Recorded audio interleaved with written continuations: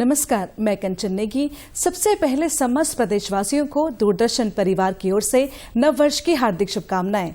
अब प्रस्तुत है दोपहर समाचार। राजधानी देहरादून समेत प्रदेश भर में लोगों ने नववर्ष 2023 का स्वागत उल्लास और नव संकल्पों के साथ किया। इस मौके पर एक दूसरे को शुभकामनाएं दी जा रही हैं। इससे पहले साल 2022 को विदाई देने और नववर्ष के स्वागत के लिए उत्तराखंड के पर्यटक स्थलों पर प्रदेश के शहरों से ही नहीं, देश के विभिन्न हिस्सों से भी पर्यटक बड़ी संख्या में उमड़े। मसूरी, नैनीताल, जिम कॉर्बेट जैसे पर्यटक स्थलों के साथ ही ऋषिकेश, हरिद्वार जैसे धार्मिक स्थल भी लोगों की आमद से खचाखच भरे रहे। लोगों ने अपने अपने अंदाज में गुजरते साल को विदाई दी और नववर्ष का स्वागत किया। मुख्यमंत्री पुष्कर सिंह धामी ने सभी प्रदेशवासियों को नववर्ष की शुभकामनाएं देते हुए उनकी सुख, शांति व समृद्धि की कामना की है। उन्होंने कहा कि आने वाले वर्ष में राज्य सरकार आम जन के सहयोग से प्रदेश को नई ऊंचाइयों में पहुंचाने का कार्य करेगी। वह सर्वश्रेष्ठ उत्तराखंड के संकल्प को लेकर निरंतर कार्यरत है। इस अवसर पर उन्होंने पिछले वर्ष किए गए कार्यों और इस वर्ष की प्रस्तावित योजनाओं की भी विस्तार से जानकारी दी।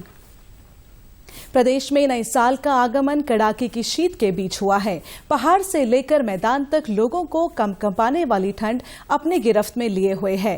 राजधानी देहरादून में आज सुबह से ही आमतौर पर बादल छाए हुए हैं। हालांकि बीच बीच में कुछ देर के लिए हल्की धूप भी निकल रही है, लेकिन उसकी तपिश नदारद है। रात्रि के वक्त कोहरे और वातावरण में नमी के चलते गलन महसूस की जा रही है। इस बीच राज्य मौसम विज्ञान केंद्र ने ऊंचाई वाले क्षेत्रों, खासकर चमोली, उत्तरकाशी व पिथौरागढ़ में कहीं कहीं बहुत हल्के से हल्की बारिश और बर्फबारी का पूर्वानुमान व्यक्त किया है। वहीं देहरादून व पौड़ी जिले के मैदानी क्षेत्रों, हरिद्वार और उधम सिंह नगर में घना कोहरा छाए रहने की संभावना भी जताई है। वहीं चमोली जिले में इन दिनों कड़ाके की ठंड पड़ रही है। कई जगह तापमान माइनस से नीचे आ जाने के कारण लोगों को दिक्कतों का सामना करना पड़ रहा है। कई स्थानों पर नाले व झीलें जम चुकी हैं।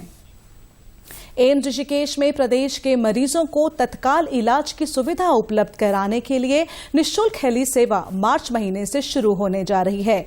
एम्स की कार्यकारी निदेशक प्रोफेसर मीनू सिंह ने बताया कि नागरिक उड्डयन मंत्रालय की ओर से फरवरी में एम्स को एक हेलीकॉप्टर उपलब्ध करा दिया जाएगा।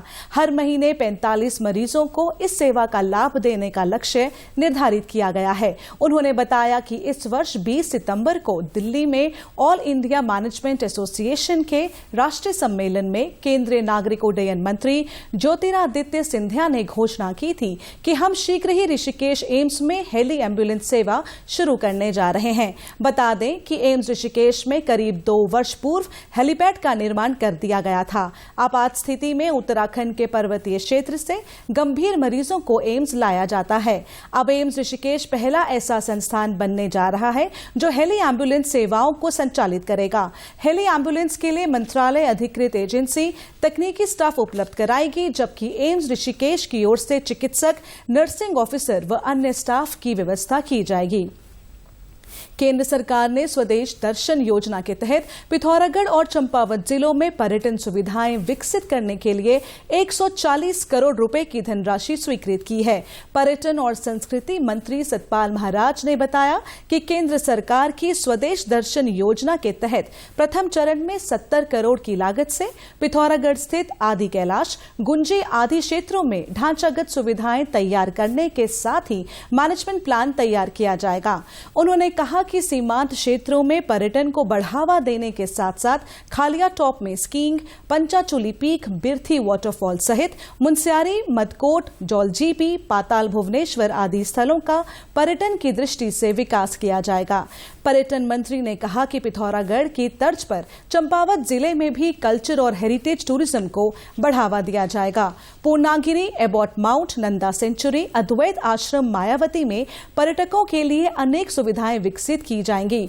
जिले के चूका क्षेत्र में इको हेरिटेज एवं एडवेंचर गतिविधियों को भी इस योजना के माध्यम से बढ़ावा दिया जाएगा। इसी के साथ अभी तक के समाचार समाप्त हुए। दूरदर्शन समाचारों से जुड़े रहें। मिलते हैं फिर शाम 6:30 बजे के बुलेटिन में। नमस्कार।